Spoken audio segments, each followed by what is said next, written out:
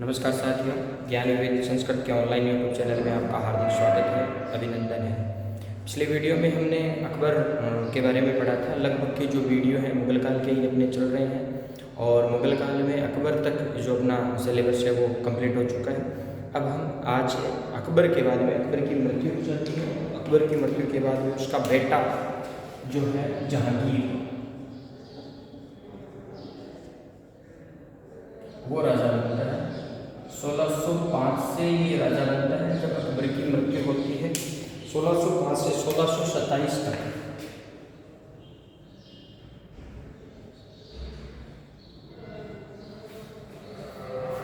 तक ये राजा बनता है। इसका मूल नाम जो था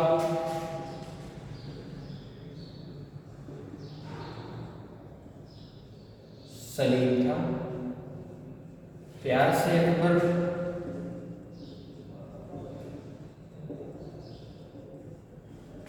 इसे शेखू बाबा कहता था। ये भी दोनों नाम आप ध्यान में रख लेना, शेखू बाबा कहता था।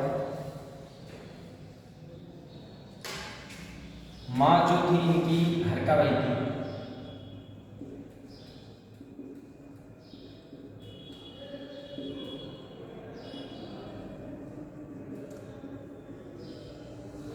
आमेर शासक आमेर की ये पुत्री थी हरकाबाई जो थी, और सलीम चिश्ती की कुटिया में इसका जन्म हुआ था।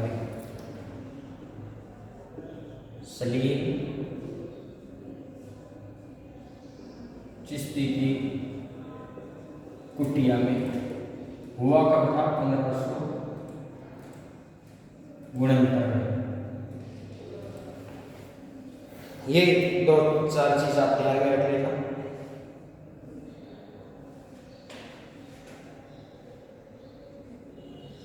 राज्याभिषेक की अगर हम बात करते हैं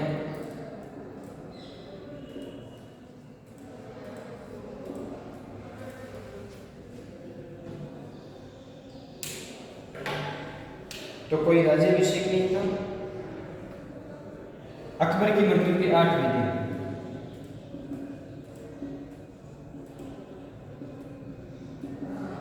मृत्यु के 8वें दिन वार था बृहस्पतिवार।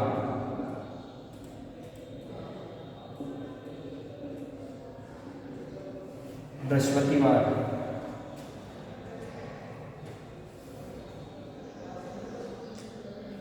को आगरा के किले में, ये किला जरूर ध्यान में रखिएगा कि आगरा के किले में,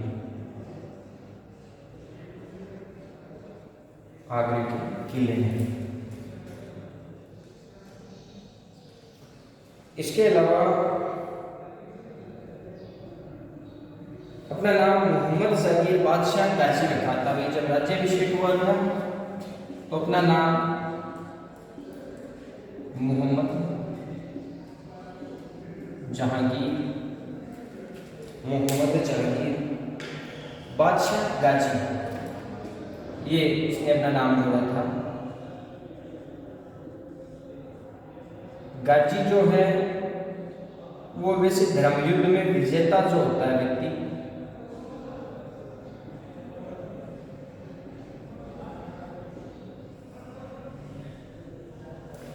धर्मयुद्ध में विजेता होता है वह गाजी की उपाधि धारण करता है। हालांकि यहाँ गाजी की उपाधि धारण करता है। जहांगीर ने कोई अभिषेक नहीं किया,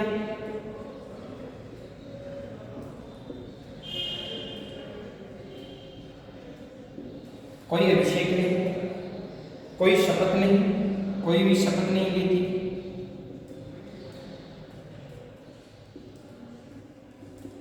कोई शपथ नहीं और कोई धर्मोपदेश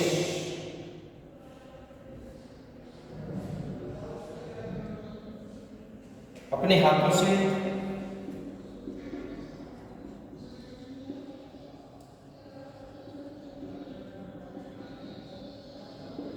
और अपने हाथों से क्या किया?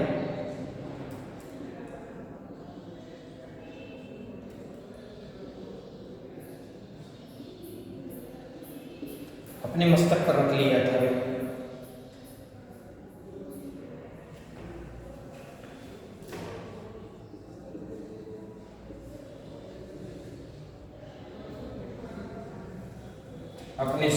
रखा। ठीक है, इसके अलावा मोहम्मद शब्द ये हटा देता है। कुछ समय बाद में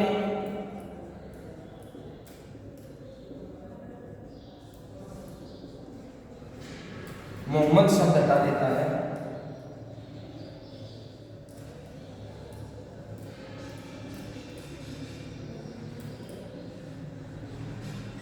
और इसकी जगह नूरुद्दीन लगता है। नूरुद्दीन, नूर का अर्थ होता है सुंदरता, नहीं, नूरुद्दीन का अर्थ हो गया प्रकाश।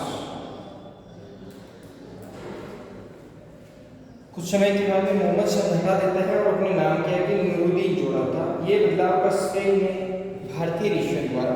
ये बदलाव का जो श्रेय है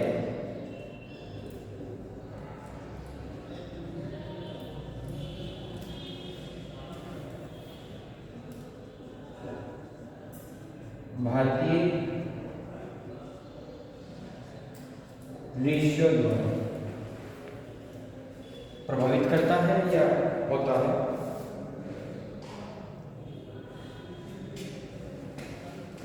अब्दुल रहीम खान का नाम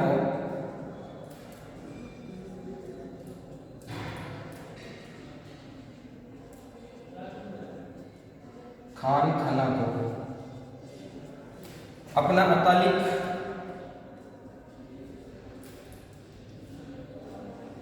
अतालिक करता शिक्षक नियुक्त किया।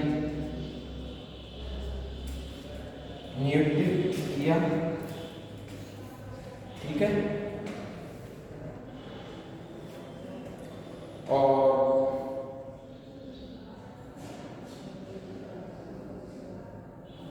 और इससे ही इसने तुर्की भाषा सीखी थी।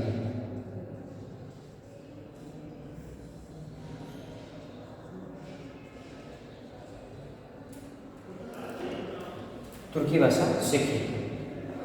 ये थोड़ा सा देख लीजिए।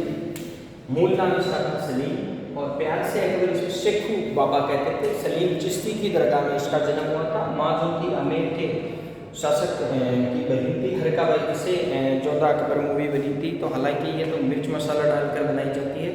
मूल नाम हरका बाई था और सलीम चिश्ती की कुटिया में 1569 में हुआ था।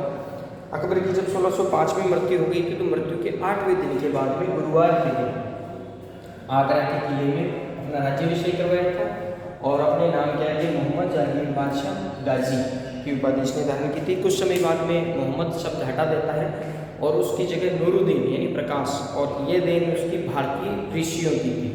हालांकि अकबर की अगर हम बात करते हैं तो अकबर अपने दरबार में दस्तूर जी में राणा या पारसी धर्म से प्रभावित होकर लगातार अपने दरबार में एक दीपक जलाता था, जिसकी रोशनी उसके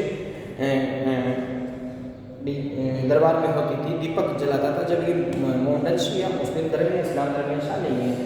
जब राजा बना कोई अभिषेक नहीं करवाया था, कोई शपथ नहीं दी थी, कोई धर्मोपदेश नहीं था और अपने हाथों से जो मुकुट है अपने सिर पर इसने धर लिया था या रख लिया था।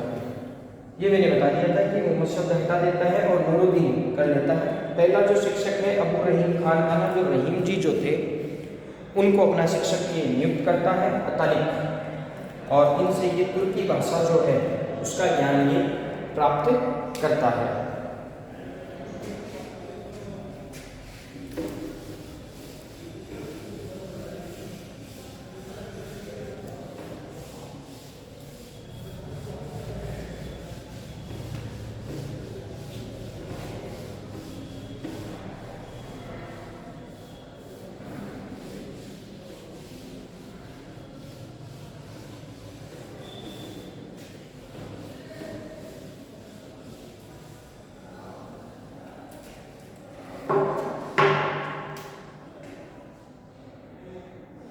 फिर जहांगीर की पत्नियां और पुत्र।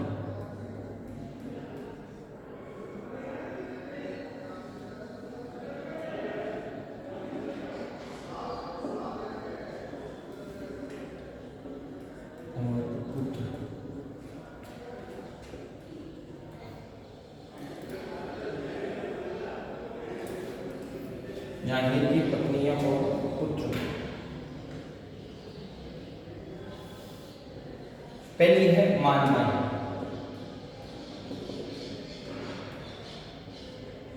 मानबाई।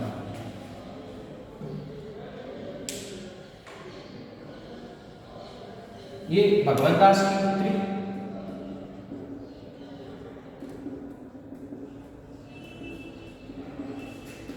वह मान सिंह की बहन थी।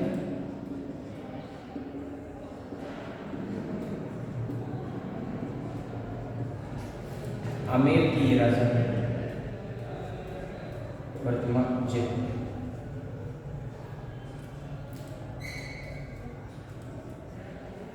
वर्तमान जयपुर।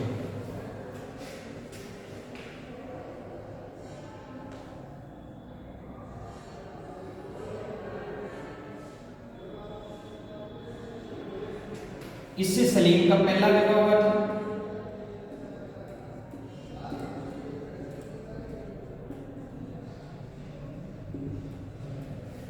सलीम का पहला विवाह, अकबर इसमें शामिल नहीं हुआ था।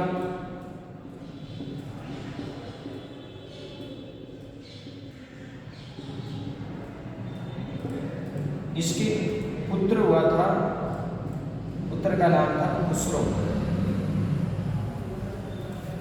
खुसरो।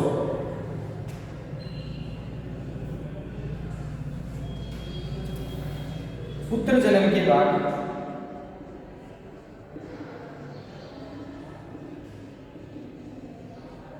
इसको शाह बेगम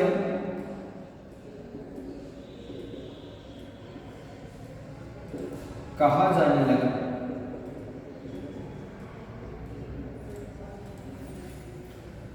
ठीक है।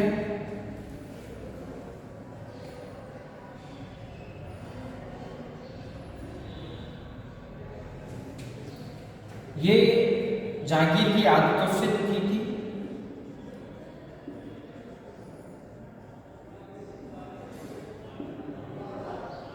से परेशान थी और अफीम खाकर आगरा के किले से कूद गई।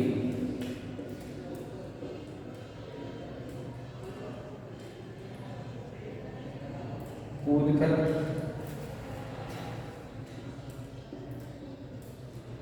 आत्महत्या कर ली। इसे खुलदाबाद में दफनाया गया था।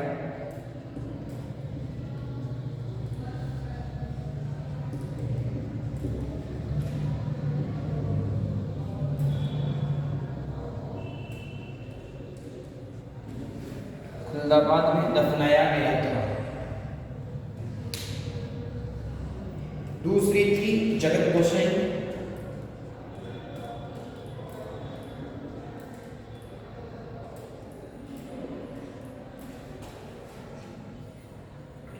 जोधाबाई,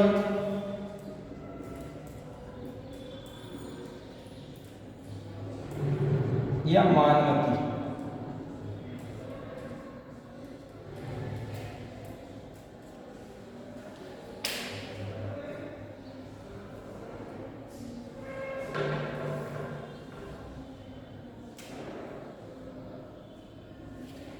ये मोटा राजा उदय सिंह की पुत्री थी।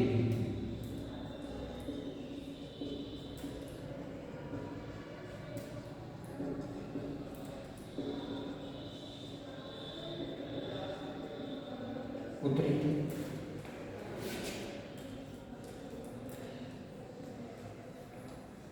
जोधपुर की थी मोटा राजा उदय सिंह।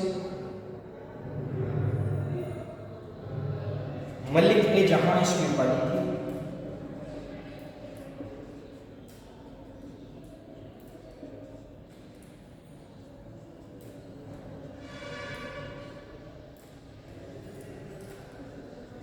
इसके पुत्र हुआ था खुर्रम, जो आगे जाकर बनता है शाहजहां। बचपन का नाम, जिसके बारे में हम अगले वीडियो में पढ़ेंगे। पुत्र था, ये मारवाड़ का राजा था।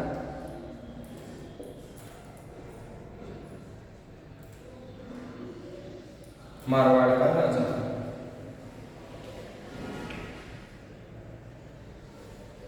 फिर है साइब इब्न जमाल।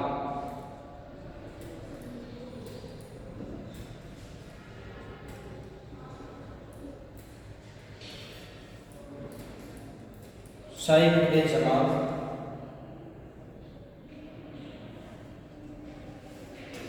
जहांगीर के तीसरे पुत्र।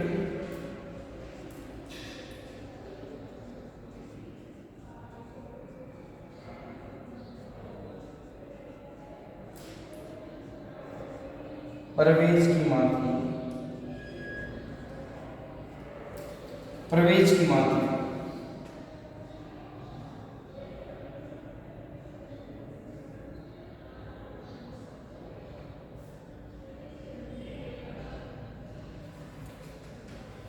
ये थी, पहले इसको आप देख लीजिएगा। साहिब जमाल परवेज की मां थी।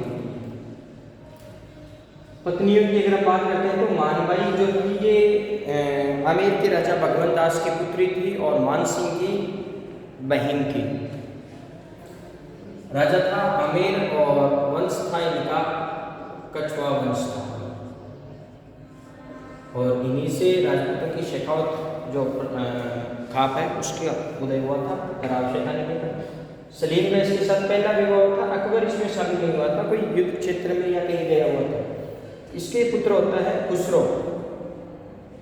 इसका पुत्र जन्म के बाद में इसको एक उपाधि दी जाती है शाह बेगम।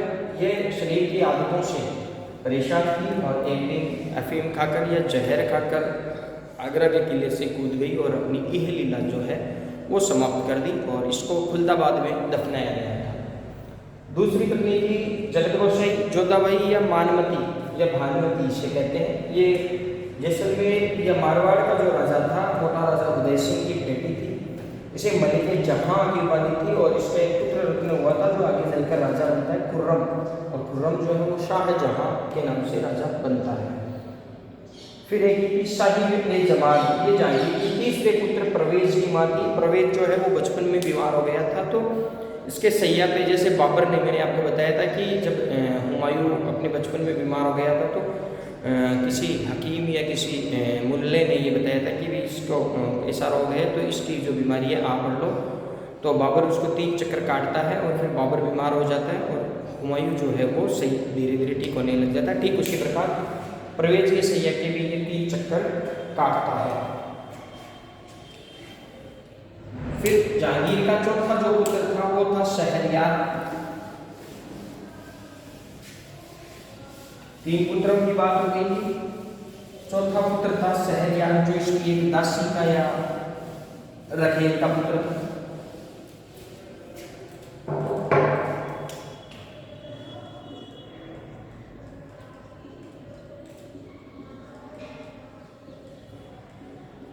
रखेल का पुत्र था या दासी भी हम कह सकते हैं, दासी का पुत्र था।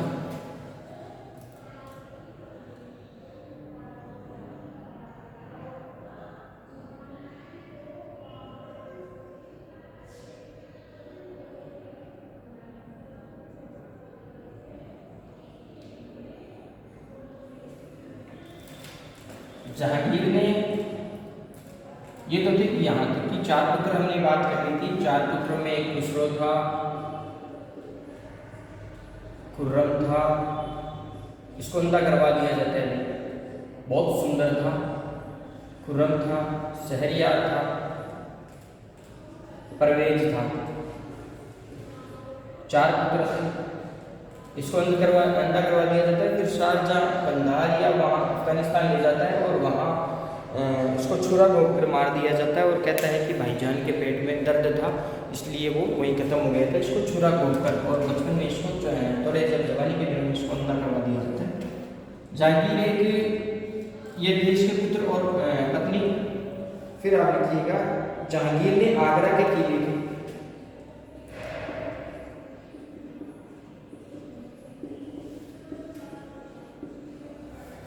किले के शाहबुर्ज में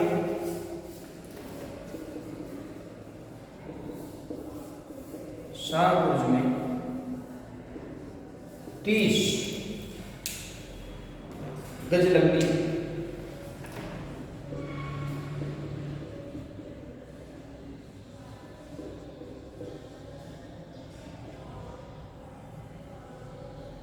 जंजीर, सोने की जंजीर लगी,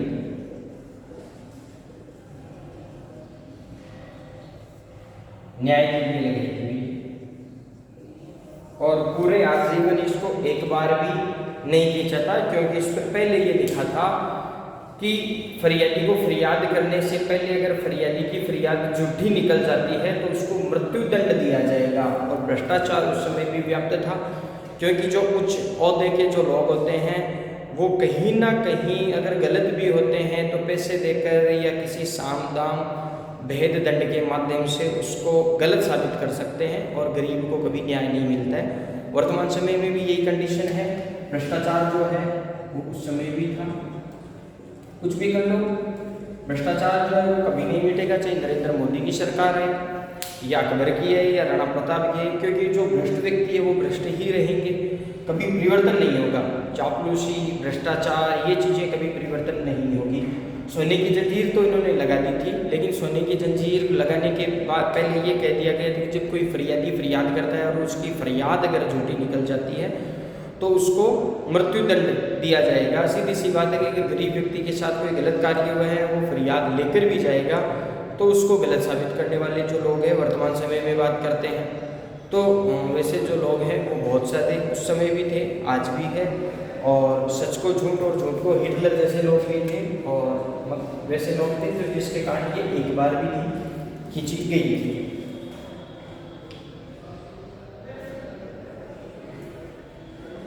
आइए जागीर से पता चलता है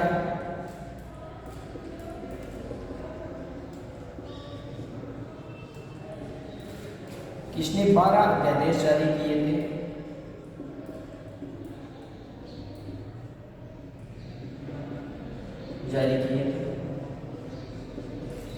इसने हिजड़ों के व्यापार पर रोक लगा दी थी।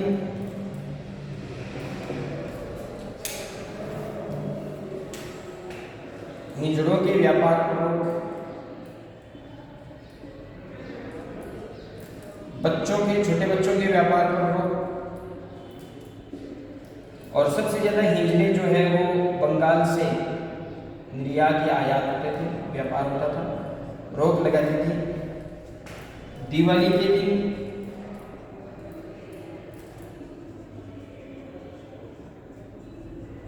जुआ खेलने की अनुमति दी थी।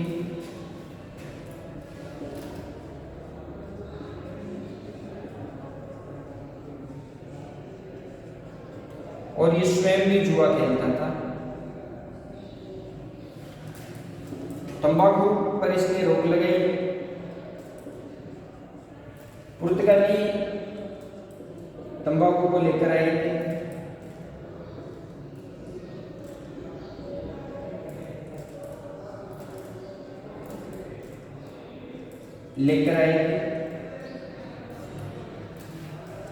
तंबाकू पर ये रोक लगाई थी। इसके अलावा मराठों को सबसे पहले उनकी क्वालिटी को समझने वाला व्यक्ति जहांगीर था। उन्होंने कहा था मराठी मुल्क की जान है,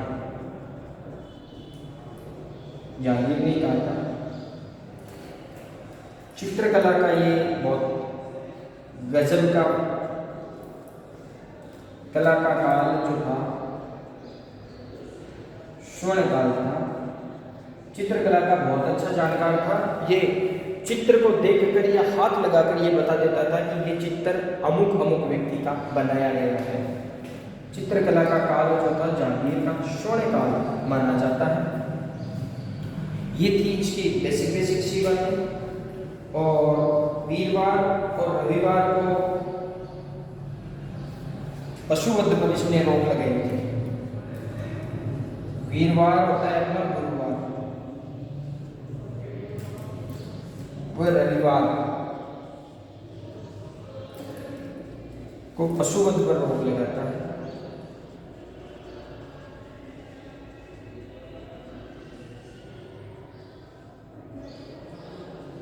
रोक लगाता है।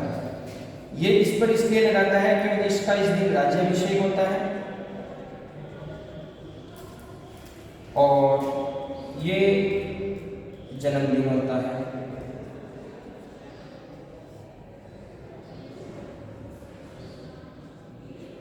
ये इसका जन्मदिन होता है रविवार को, इसलिए इन दोनों दिनों पर ये व्यापार लगाता है।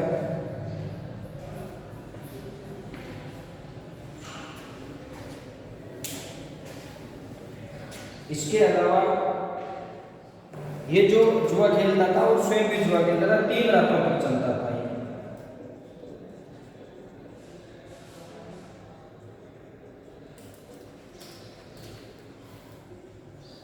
एक बार इसने कान में गूंगा पहन लिया था और ये फैशन बन गई थी। लोग कान छिदवाकर